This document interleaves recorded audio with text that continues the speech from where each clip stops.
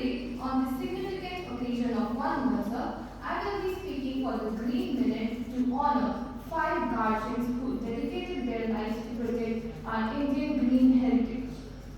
Take a deep breath. If you're living in almost any Indian city today, your small act, reading, comes with a heavy cost. You look at our windows and see skies choked with grey smoke. You look at a river, thick with toxic foam. We hear the constant roar of concrete replacing the green canopy, and we feel the strange, unpredictable shift in the weather.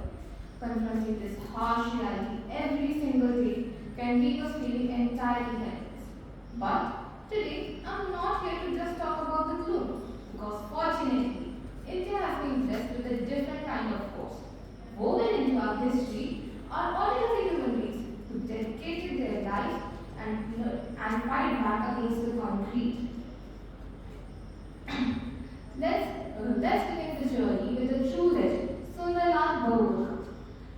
He was one of the India's strongest voice for forest conservation, famously leading the unforgettable Chipko movement. Picture this: regular villagers, especially brave women, literally hugging the trees to protect it from the axis of commercial loggers. Now, he stood like a rock against mass deforestation. He fiercely campaigned against massive projects like the Tehri Dam that threatened the fragile Himalayan economy.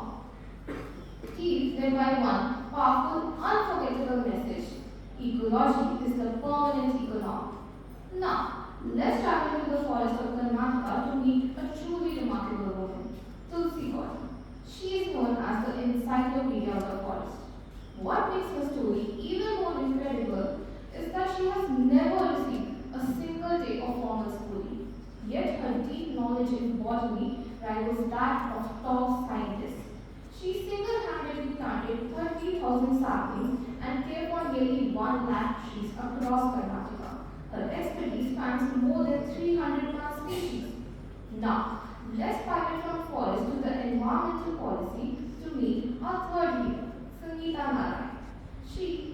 For more than 4 decades, she has used regular scientific evidence to reshape India's environmental policy. As the Director General of Center of Science and Environment, her core contributions are highly appreciated. Her expertise is so deeply trusted that in 2005, the Prime Minister appointed her to the chair of the Tiger Task Force to protect India's disappearing tigers. Our fourth hero is Rajendra Singh. He is universally celebrated as the Waterman of India. His work provides a masterclass in solving one of India's greatest ecological problems: severe water scarcity.